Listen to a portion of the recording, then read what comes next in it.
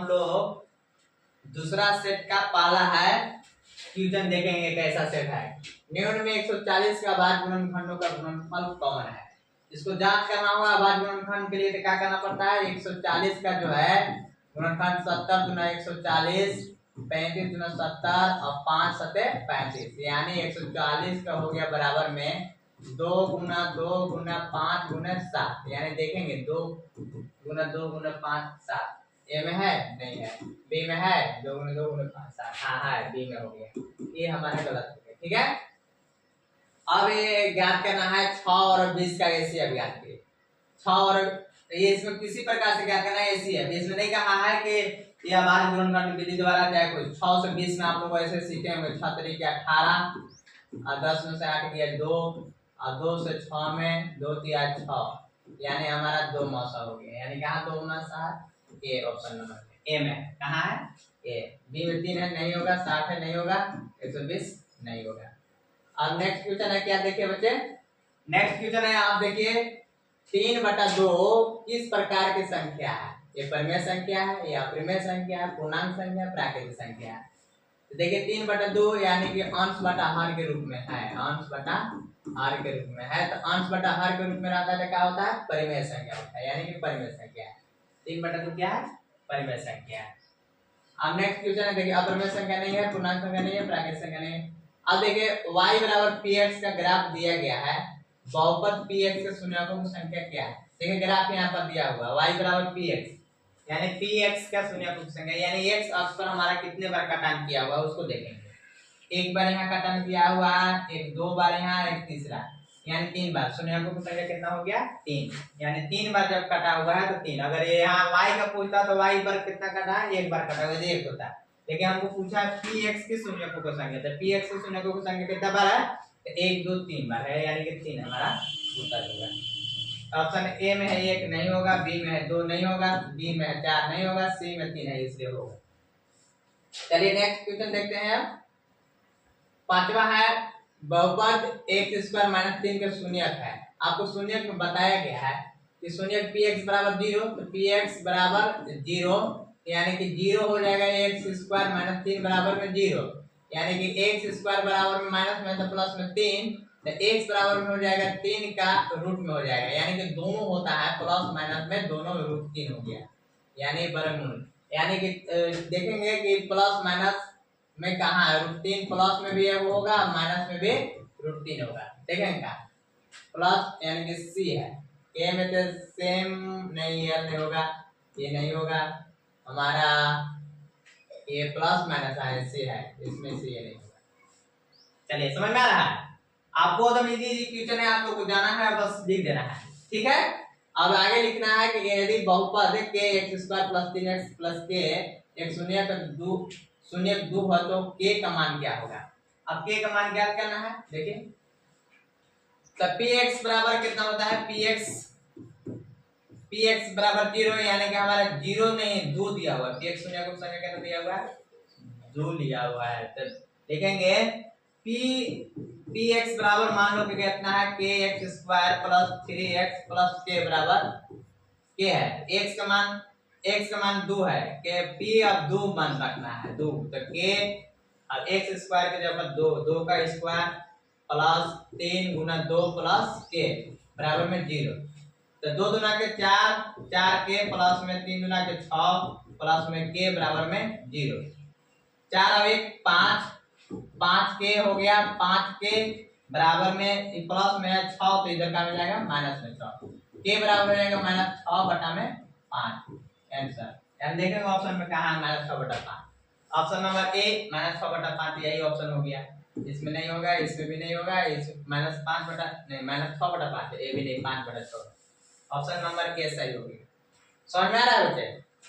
हाँ देखिए अब नेक्स्ट क्वेश्चन जो है आपका, दो रैखिक समीकरणों के आलेख समांतर रेखाएं हैं, तब रैखिक समीकरण का योग क्या होता है, कोई हल नहीं होता है, एक अद्वितीय हल होता है, नहीं अनेक हल होता है। क्या होता है, एक अनेक हल होता है, एक हल नहीं होता है, अनेक हल होता है। ठीक है, इसमें आप लोगों को दिया हुआ है, बताया गया है। समीकरण निकाय a1x + b1y, यानी कि a1x + b1y ऐसे लिखा हुआ है, प्लस c1 बराबर में 0, और फिर है a2x plus b2y plus c2 बराबर 0 का अद्वितीय हल होगा। तो ये देखिए a1 बटा a2 बराबर b1 बटा b2 बराबर c1 बटा c2। जब इस प्रकार से फॉर्मूला आता है तो इसमें देखेंगे कौन सा है, a1 बटा a2 बराबर b1 बटा b2, c1 का एक अद्वितीय हल होगा, यानी a1 बटा a2 b1 बटा b2, a1 बटा a2 b1 बटा b2, c1 बटा c2, a1 बटा a2, यहाँ एक अद्वितीय हल होगा, यानी कि एक अद्वितीय जब हल होता है c होगा, ऑप्शन नंबर सी होगा। a1 बटा a2 बराबर नहीं b1 बटा b2, एक यानी कि अद्वितीय हल ऐसे होता है। चलिए अब नेक्स्ट क्वेश्चन है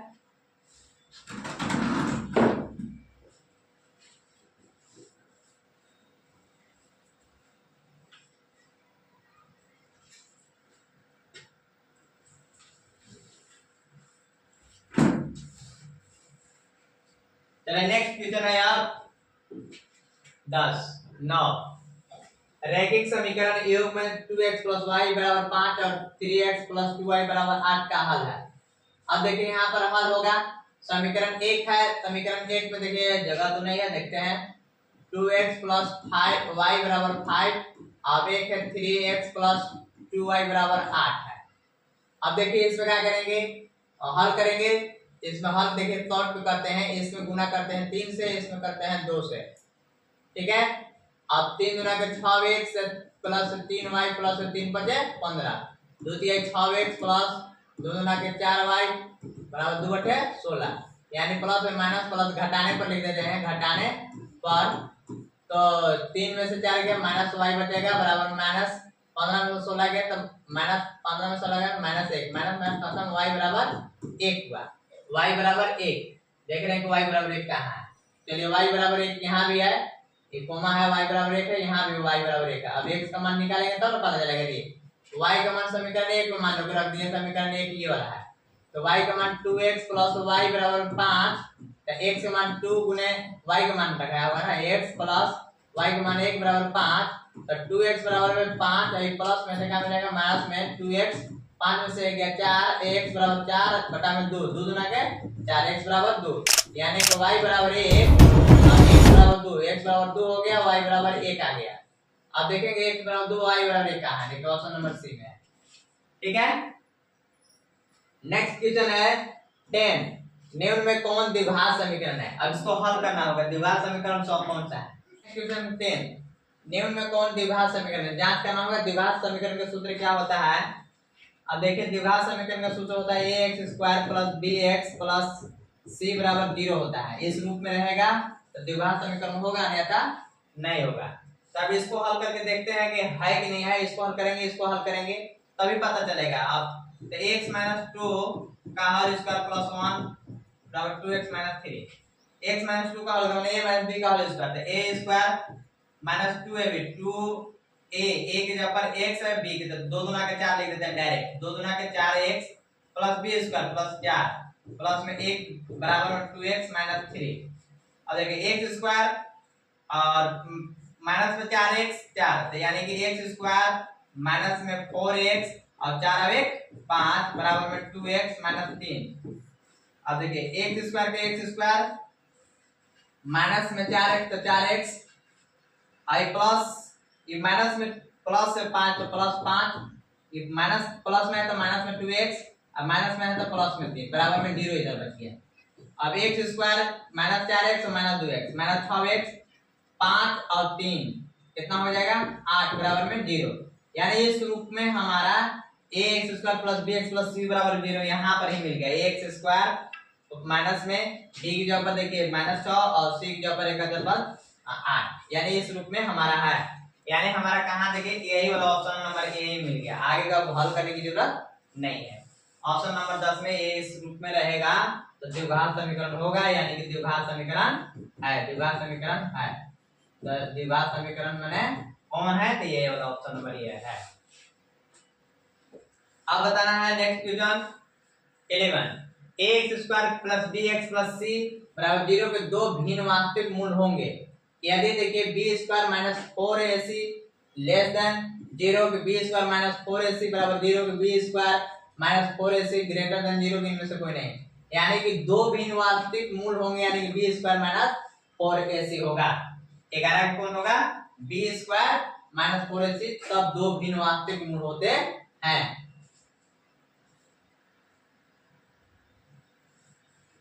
ठीक है, अब जो है अगला क्वेश्चन है, नेक्स्ट क्वेश्चन है 12 में द्विघात समीकरण 2x square minus 4x plus 3 बराबर 0 का एक विविधकर है, यानी कि विविधकर d बराबर b स्क्वायर माइनस 4ac होता है, 4ac।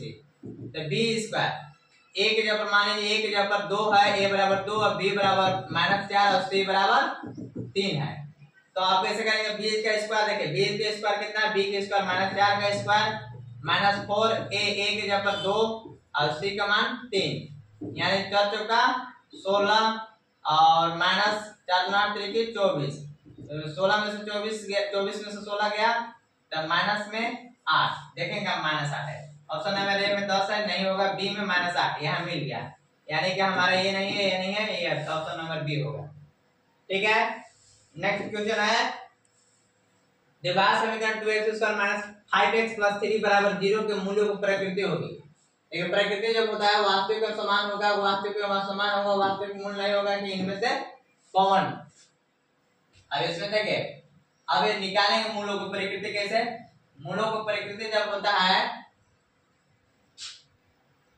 d बराबर निकालेंगे कि d बराबर b स्क्वायर माइनस 4ac।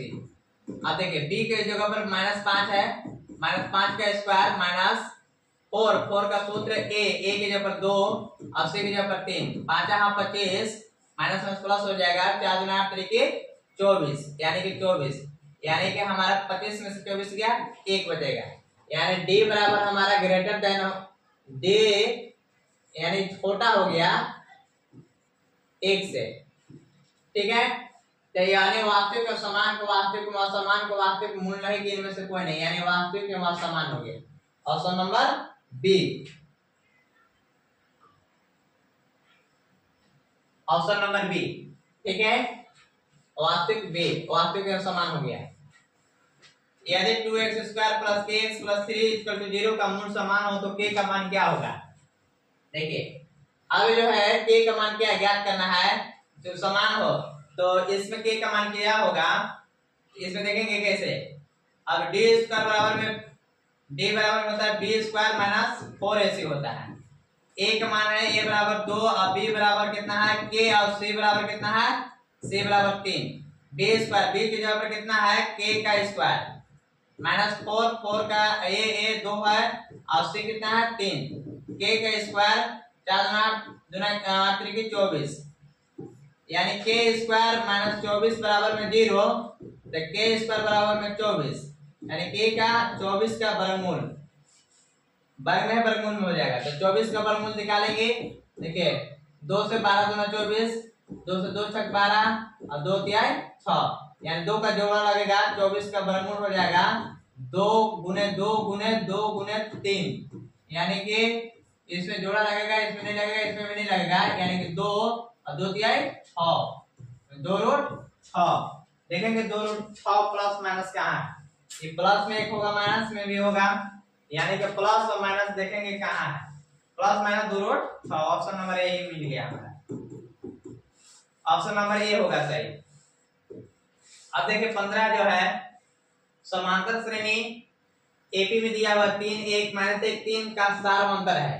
सारवंतर ज्ञात करने के लिए क्या होता है, a1 बराबर है, a2 बराबर है, a3 बराबर है, a4 है, हमको कोई पद निकालना होता है d बराबर, अगला पद माइनस पिछला पद होता है, मैंने a2 माइनस a1 पहले निकाले थे, a2 माइनस a1, a2 का मान 1 है और a2 का मान 1 है और a1 का मान कितना है 3 है, 3 में 1 में से 3 गया माइनस 2।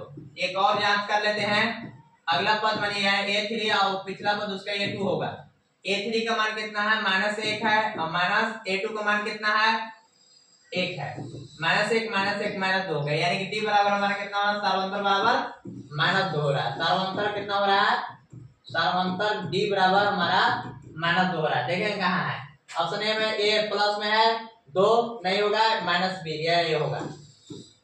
चलिए अगला नेक्स्ट क्वेश्चन है 16 है। एपी 10 7 4 का 30वां पद ज्ञात करें। यानी कि ए बराबर है दिया हुआ a1 बराबर, अब a2 बराबर है a1 बराबर 10, a2 बराबर 7, अब a3 बराबर 4। पहले हम ज्ञात कर लेंगे डी। डी बराबर क्या ज्ञात होता है, a2 माइनस a1, चाहे अगला पद माइनस पिछला पद। a2 मेरा 7 है और a1 मेरा 10 है, 7 में से 10 गया 3, या निकाल सकते हैं डी बराबर है a3 माइनस a2, अगला पद माइनस पिछला पद। a3 मेरा कितना है 4 है, माइनस a2 कितना है 7 है, 4 में से 7 गया माइनस 3, यानी कि डी हमारा माइनस 3 मिल गया।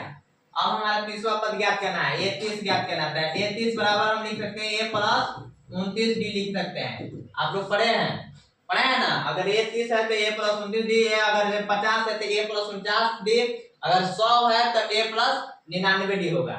क्यों होगा, क्योंकि देखिए यहां से लेकर मान लीजिए 1 और 2 है तो एक डिफरेंट में एक बार हो गया, फिर 2 बार हो गया, 3 बार हो गया, ऐसे डिफरेंट निकालते जाते हैं। a प्लस 29 डी हो जाएगा। a का मान कितना मेरा है 10 है तो 10 लिख लेंगे, प्लस 29 और डी का मान कितना है -3 है तो -3 लिख लेंगे। ठीक है, 10 प्लस माइनस माइनस हो गया, 29 या 87 होता है, 87 में से 10 गया -77 बचेगा। कितना बचेगा -77 बचेगा। देखें कहां पे -77 है। ऑप्शन ए में 97 नहीं होगा, बी में 77 नहीं होगा, माइनस सी देखिए 77 है, -77 हो गया, सी में है, तो ऑप्शन के कौन सही होगा, सी होगा। चलिए नेक्स्ट क्वेश्चन है 17। सभी वर्ग क्या होते हैं, सर्वसम होते हैं, समरूप होते हैं, कि ए और बी दोनों होते हैं, इनमें कोई नहीं। अगर जो सभी वर्ग जो होता है समरूप होता है, क्या होता है समरूप होता है। सभी वर्ग क्या होते हैं समरूप होता है। ऑप्शन नंबर बी सही होगा। आकृति में डी समांतर बीसी है तो इसी का मान होगा। देखिए डी समांतर बीसी है, डी समांतर बीसी है तो हमारा इसी का मान क्या करना है, इसी का मान। जब इस प्रकार से होता है तब 1 बाई इस प्रकार से रहे तो AD बटा DB होगा बराबर होगा AE बटा AC। तो हमारा AD का मान कितना दिया हुआ है, AD का मान 1.5 और DB का मान 3 दिया हुआ है बराबर। AE का मान कितना है 1 बटा में, AC का मान कितना है, AC का मान AC ज्ञात करना है। AC गुने 1.5 तो यहाँ पर लिख दे रहे हैं AC गुने 1.5 तो AC गुने 1.5 अब 3 गुने करेंगे 3, AC बराबर हो जाएगा 3 बटा में 1.5 गुना में तो बटा में, यानी 1.5 एक दशमलव पूराएंगे हटेगा तो 0 बैठेगा, बटा में 15 गुना 30 यानी कि 2 होगा। यहाँ कितना होगा AC बराबर 2 होगा। देखेंगे ऑप्शन नंबर कहाँ है, A में 1.5 है नहीं है, B में नहीं है, C में हमारा 2 है, यानी कि C में ऑप्शन नंबर C होगा, 2 होगा। चलिए नेक्स्ट क्वेश्चन आप देखते हैं 19। निम्न त्रिभुजों की समरूपता कसौटी क्या होगा। समरूपता कसौटी क्या होगा, समरूपता कसौटी देखेंगे आकृति है 60 डिग्री है, 80 degree, 40 degree, 60 degree, 80 degree, 40 degree है, माने कोण है, यानी सब कोण है, यानी कि कोण है। ये हमारे ऐसे रहता भुजा दिया हुआ रहता, भुजा 2 सेंटीमीटर 3 सेंटीमीटर ऐसा रहता तो हो सकता था, लेकिन सभी कोण दिया हुआ है इसलिए ए एंगल होता है, एंगल तो ये हमारा ऑप्शन नंबर बी होगा, ये गलत है। फिर ऑप्शन नंबर बी। बिंदुओं ओ ए के निशान 2 3 तथा बी के 4 1 के बीच की दूरी है। अब दूरी जब निकालना रहता है ए के निशान कितना है 2 और 3 है, और बी के निशान कितना है 4 और 1 है। इसको क्या करेंगे ए बी के बीच की दूरी क्या हो जाएगा, बीच की दूरी हमको निकालना होगा। तो देखिए x1 है y1 है, x2 है y2 है, ठीक है। अब होता है x2 माइनस x1 का whole square plus y2 minus y1 का होल स्क्वायर पूरे का अंडर रूट। x2 मेरा कितना है 4 है, 4 में से x1 कितना है 2 है तो 2 का स्क्वायर प्लस है y2 कितना है, y2 मेरा 1 है माइनस y1 कितना है 3 है का होल स्क्वायर पूरे का अंडर रूट। 4 में से 2 गया कितना बचेगा, AB बराबर बीच की दूरी हो जाएगा, 4 में से 2 गया तो 2 का स्क्वायर प्लस 3 में से 1 गया तो -2 का स्क्वायर पूरे का अंडर रूट। देखिए 1 में से 3 गया तो -2 होगा, 2 दूना का 4 प्लस 2 दूना माइनस प्लस हो जाएगा, 2 दूना का 4 4 4 के 8 हो जाएगा, 8 का वर्गमूल। अब देखिए 8 का वर्गमूल क्या हो जाएगा, 8 का वर्गमूल 2 गुने 2 करेंगे, 8 बराबर, तो यानी कि वर्गमूल 2 हो जाएगा, 2 रूट 2 आ जाएगा। तो क्या हो जाएगा इसका 2 रूट 2। देखेंगे ऑप्शन नंबर कहाँ है, यानी कि 2 रूट 2 ऑप्शन नंबर ए में ही है। बी नहीं होगा, सी नहीं होगा, डी नहीं होगा। चलिए नेक्स्ट क्वेश्चन है 21वां। बिंदु 1 2 और 3 4 को मिलाने वाले रेखाखंड को मध्य बिंदु है। ये देखिए x1 बराबर 1 हो गया और ये y1 बराबर, और यहाँ पर x2 बराबर और ये y2 बराबर है।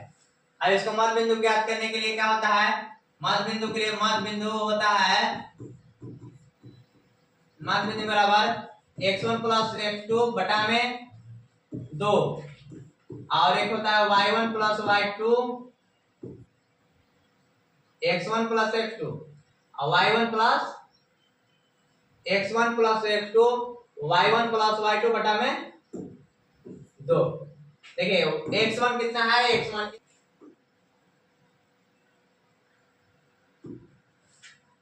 ठीक है, x1 कितना है,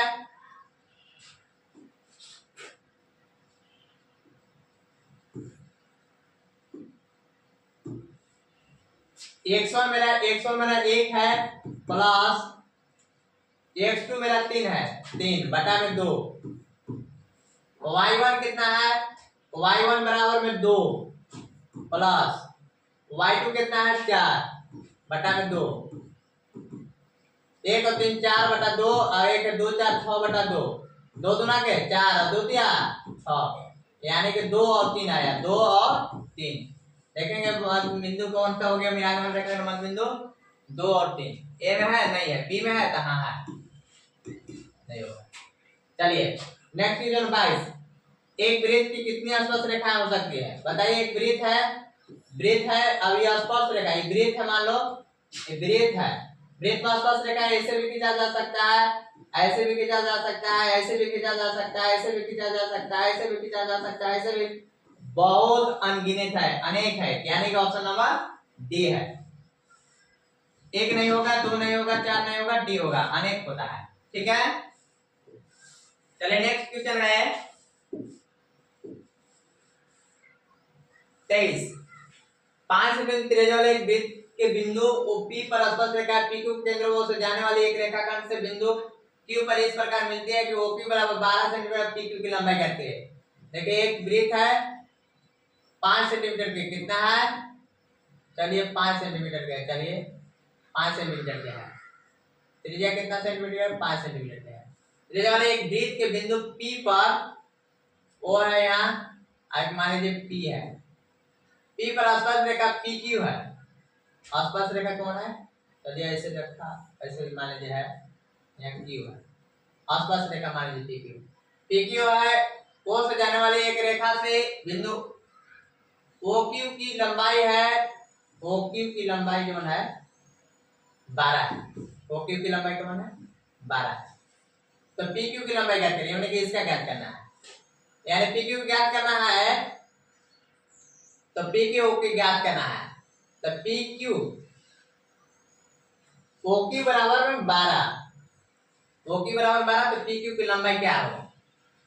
अब देखिए PQ की लंबाई क्या होगा, यानी हमारा जब ए गया तो 90 डिग्री यहाँ हमारा बनता है, 90 डिग्री बना तो 90 डिग्री सामने कर्ण ये हो गया, और ये हमारा आधार हो गया, यानी हमारा बी निकालना होगा। तो बी बराबर हो जाएगा एच का स्क्वायर माइनस बी का स्क्वायर, तो एच का स्क्वायर पूरा का अंडर रूट, एच मेरा 12 का स्क्वायर माइनस 12 का स्क्वायर माइनस 5 का स्क्वायर, पूरे का अंडर रूट, 12 बराबर 144 माइनस 5 यहाँ 25, यानी 144 में से 25 गया, 14 में से 5 गया 9, 3 में से 2 गया 1, यानी कि 119 रूट।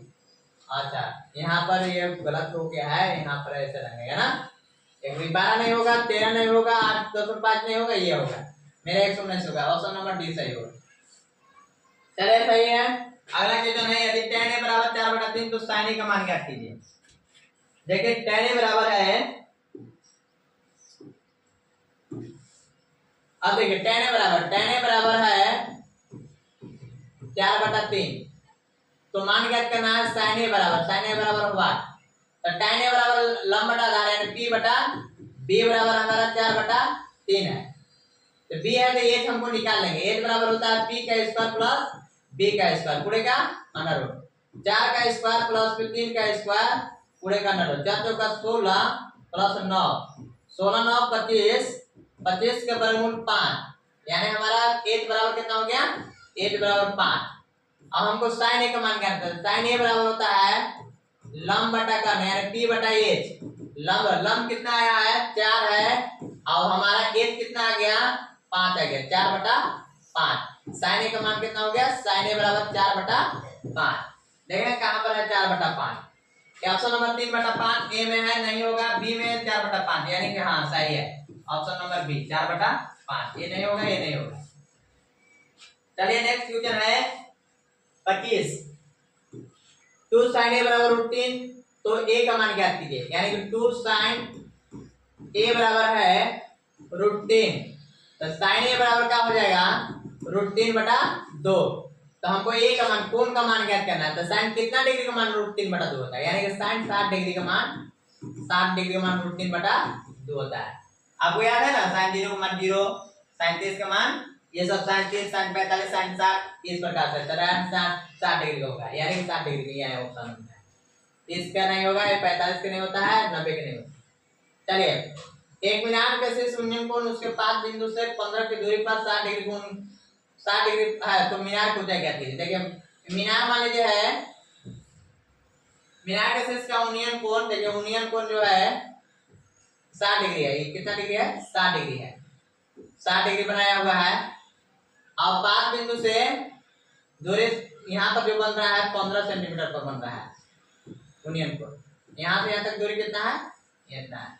तो मीनार, ये मीनार है ए बी मान लीजिए है, इसी है मीनार ए बी की ऊंचाई ज्ञात करना, मान लीजिए कि ये अच्छा है, लंब बटा ये आधार हो गया, तो लंब बटा आधार किसका होता है, tan का होता है, tan 60 डिग्री, लंब बटा आधार tan क्या होता है, tan a बराबर होता है, चलिए tan a है तो यहाँ tan c लिखते हैं, यहाँ क्या है tan c बराबर होगा ab बटा bc, ab का मान है h बटा में 15, h बटा 15 है, यानी tan c का मान कितना है 60 डिग्री है, बराबर h बटा 15, tan 60 का मान होता है √3 बटा √3 बराबर h बटा 15। यहाँ देखो h गुना a करेंगे h, अब 15 गुना √3 करेंगे तो 15√3, यानी हमारा ऑप्शन नंबर देखेंगे कहाँ पर है 15√3, ऑप्शन नंबर ए में नहीं है, बी में है, बी में 15√3, हमारा कौन होगा ऑप्शन बी होगा। चलिए नेक्स्ट क्वेश्चन है, बहुत अच्छा क्वेश्चन, इजी रहता है, आप यदि पढ़े होंगे तो आपको समझ में आ जा रहा होगा, थोड़ा फास्ट चल रहे हैं क्योंकि ऑब्जेक्टिव क्वेश्चन है, समय इसमें पाबंदी होता है, समय इसमें ऑप्शन जो 30 को है 30 में 10 मिनट समथिंग 10 मिनट में ही बना देना है, इसको जाना है और माइंड से ही बना करके और इसको बना करके टिक लगा देना है। देखिए त्रिज्या r वाले वृत्त के उस त्रिज्यखंड का क्षेत्रफल जिसका कोण p डिग्री है तो निम्न है। अब देखिए r वाले वृत्त के उस त्रिज्या है r वृत्त के, देखिए ये वृत्त है, त्रिज्या है r इसका, अब त्रिज्यखंड है, कैसा है त्रिज्यखंड है, मान लीजिए त्रिज्यखंड है, ये कितना है तो त्रिज्यखंड है, और जिसका कोण कितना है p है ना। तो अब बताइए त्रिज्यखंड का क्षेत्रफल बराबर होता है, देखिए त्रिज्यखंड का क्षेत्रफल बराबर क्या होता है, त्रिज्यखंड का क्षेत्रफल बराबर होता है पाई आर स्क्वायर थीटा बटा में 360। चलिए पाई का मान कितना है, पाई है, आर का मान देखिए बड़ा आर दिया हुआ है, और थीटा का मान हमारा कितना दिया हुआ है पी डिग्री है, बटा में 360। जब इस प्रकार से होगा तो सही होगा, नहीं होगा तो देखेंगे लिखा है pi r square theta, r square ये नहीं, इसमें पाई आर स्क्वायर और थीटा ये नहीं है, ये भी नहीं है, यानी कि अब हमको कुछ नियम अपनाना पड़ेगा। इसे देखो ऊपर में 2 से गुना करने पर और नीचे में भी 2 से गुना करने पर, चलिए तो क्या हो गया 2 अब पाई आर स्क्वायर अब p बटा में 360 गुना का 720, यानी हमारा यही वाला होगा। देखिए 2 pi r square 2 pi r square p है तो पी हो गया और बटा में 720 है 720, यानी ऑप्शन नंबर डी होगा हमारा, ऑप्शन नंबर डी होगा। देखिए 2 से गुना करना पड़ेगा, खोजना पड़ेगा अपना, ठीक है। फिर एक घनाभ कोरों की लंबाई 3 सेंटीमीटर 4 सेंटीमीटर और 12 सेंटीमीटर ले। जो घनाभ है, घनाभ के लंबाई चौड़ाई ऊंचाई दिया हुआ है, ठीक है, लंबाई चौड़ाई ऊंचाई दिया हुआ है, लंबाई है 12 और चौड़ाई 3 और 4, ऐसे है इस प्रकार है।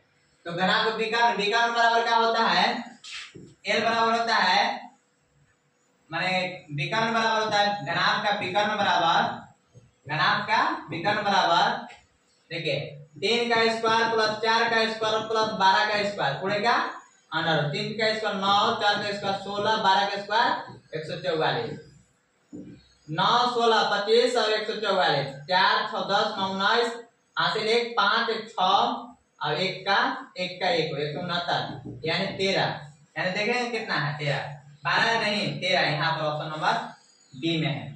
चलिए बहुत अच्छा है। अगला क्वेश्चन इसी प्रकार देखते रहिए।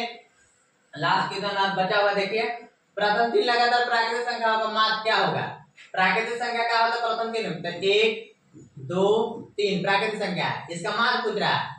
माध्य बराबर होता है सभी आंकड़ों का जोड़ बटा में जितना आंकड़ा उतना, 1 + 2 + 3 बटा में 1 को 2 को 3 को संख्या 3 को 1 3 2 5 1 6 6 बटा में 3 3 गुना के 6, यानी माध्य बराबर हमारा 2 होगा। यानी देखिए ये ऑप्शन नंबर नहीं होगा, बी है। चलिए ये नहीं है। चलिए 2 सिक्कों को उछालने में एक भी शीर्ष नहीं आने की प्रक्रिया क्या होगा। अब देखिए 2 सिक्का है, कुल संभाव क्या आ सकता है बताइए, कुल संभाव की संख्या क्या होगा, कुल संभाव परिणामों की संख्या हो जाएगा, परिणामों की संख्या देखिए अब जो है परिणामों की संख्या या तो आ सकता है हेड हेड आ सकता है, या तो टेल टेल आ सकता है, या तो टेल हेड आ सकता है, या हेड टेल आ सकता है, यानी कुल हमारा 4 आ गया। अब एक भी शीर्ष नहीं है, तो एक भी शीर्ष नहीं है, एक भी शीर्ष नहीं है कि प्रक्रिया क्या होगा, शीर्ष नहीं है, एक भी शीर्ष नहीं है, तो एक भी शीर्ष नहीं है यानी कि एक इसमें शीर्ष है, इसमें नहीं है, इसमें है, इसमें भी है, इसमें नहीं है, तो हमारा एक यानी कि टी यानी कि टेल टेल माने एक होगा अनुकूल। तो प्रायिकता बराबर क्या होता है, प्रायिकता बराबर होता है अनुकूल परिणामों की संख्या, तो अनुकूल 1 हो गया, बटा में कितना हो जाएगा 4, यानी 1/4। देखें कहाँ है, 1/2 नहीं, 1/3 नहीं, 1/4 यहाँ पर है, ये नहीं है। तो देखिए आप बच्चे आपको समय थोड़ा लगा, लेकिन आप बारीकी से इसको जांच करके आप ही जो ऑप्शन जो है विकल्प होगा उसमें टिक लगाना है, और एक आंसर है, जा करके हड़बड़ाना नहीं है, किसी को पाबंदी तो है लेकिन आप शांति धैर्य बना करके अपना लिखेंगे ताकि सभी क्वेश्चन टच हो जाए और सभी क्वेश्चन को पकड़ ले। समय को भी देखते हुए चलना है, तो ज्यादा घबराना नहीं है और आराम से एकदम जो रिलैक्स मूड में हो करके ही क्वेश्चन को बनाना है। अभी जितना रिवीजन करना है आप रिवीजन कर ले। धन्यवाद, थैंक यू।